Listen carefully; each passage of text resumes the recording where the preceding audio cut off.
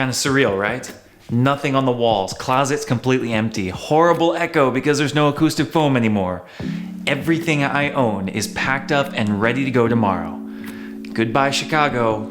Hello, Georgia. For some people, moving can be a pretty difficult, if not traumatic experience. Besides the hassle of taking everything down, packing it up, physically moving from one place to another, there's a pretty heavy emotional burden as well.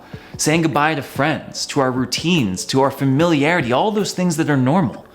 In many ways, this can be downright unbearable. More than just some physical inconvenience, moving in a way is sort of like starting your life over.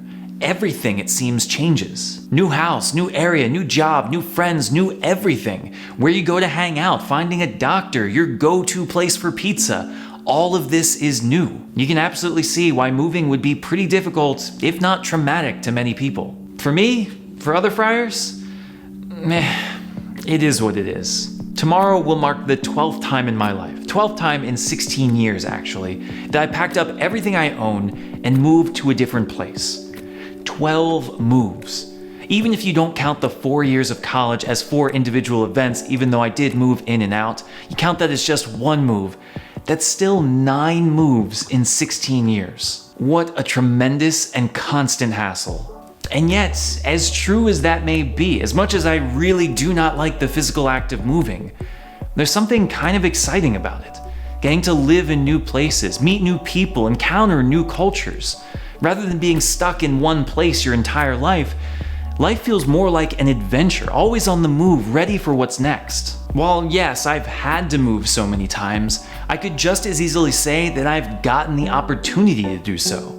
Because really, who can say that they've lived in Pennsylvania, North Carolina, South Carolina, Delaware, Wisconsin, DC, Chicago, and now Georgia? Who can say that they've lived in a comfortable suburb, rough inner city, rural America, immigrant-rich capital, hip small town, and thriving metropolis, all in under 10 years? Obviously, there's a reason why I joined a mendicant order. I love to travel, I love to move. The thought of living in one place for 10, 20 years just seems so strange to me. The world is so big with so much to see, how could we stay put? But for me, what's so interesting about moving isn't just the change in environment, the people, the food, the culture. It's this idea that you almost get a chance to live a completely new life. With this move, you have this clean break from the past to the future, and that can be traumatic for some, saying goodbye to the people and things that we love, those things we've come accustomed to. But it can also be quite liberating. Saying goodbye to the people and things, those things we come accustomed to that we don't love. With a move, it is in many ways like starting a new life.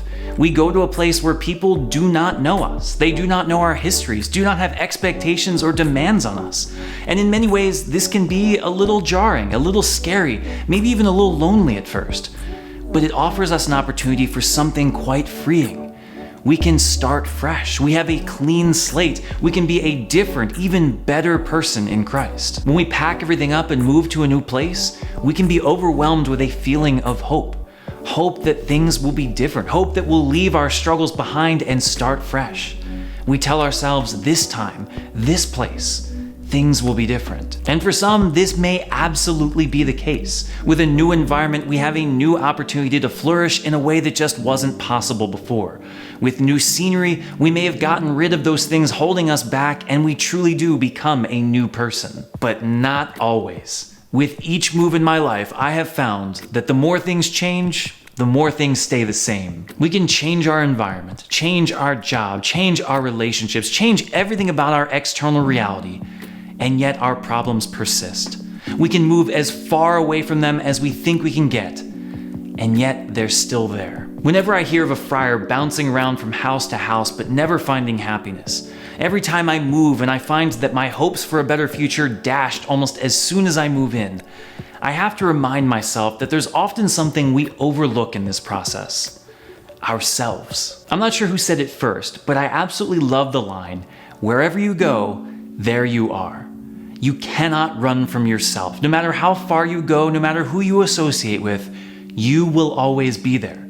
And if you, or if I, don't change our attitudes, our faults, our failings, the way that we approach situations, well then the situations themselves are not going to change. If we're impatient, naturally angry, seeking to be in control, or whatever it might be, we can run as far away as we want from those people that annoy us and we fight with.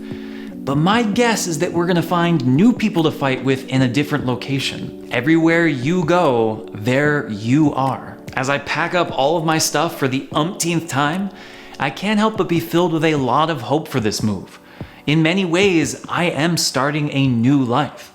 Sure, my address will change, the friars will change, but even more than that, my job, my title, my role. When I go to Georgia, I'm going to be a priest. How could my life not completely change? And yet, I know that a new address is not going to change who I am. I know that a new title is not going to change my personality.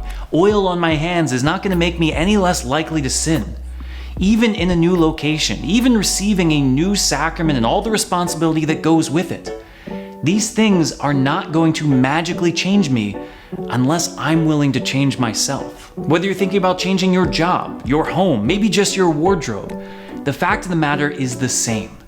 These things offer us an opportunity for a fresh start, a new life, a better version of ourselves, but only to the extent that I am willing to change ourselves in the process. True conversion, truly making ourselves more like Christ, requires much more than an external change. It requires a change in ourselves. And so it makes me wonder, as I pack everything up and look around at all these physical things I'm bringing, what is the me that I'm bringing to Georgia? How am I going to take this opportunity, this new start, the beginning of my priestly life, and look deeply within myself, asking, what about me needs to change? With every move, we obviously leave some things behind. Friends, possessions, opportunities, and these things are hard to let go of. But sometimes there are those things that need to be left behind. How can I use this as an opportunity to leave my sin behind, to leave my faults behind, to leave anything that gets between me and Christ behind? This is what gives me so much hope in moving. This is what inspires me and what I love so much about our mendicant life, about not appropriating anything for ourselves, of the routine of packing everything up and moving every few years. It's in this that we have the opportunity not just to move our physical selves, but our emotional and spiritual selves as well. With each new move comes an opportunity for conversion, of a fresh new start, for beginning again, because up till now we've done nothing. God continues to give us these amazing opportunities, and it's up to us to do something with them.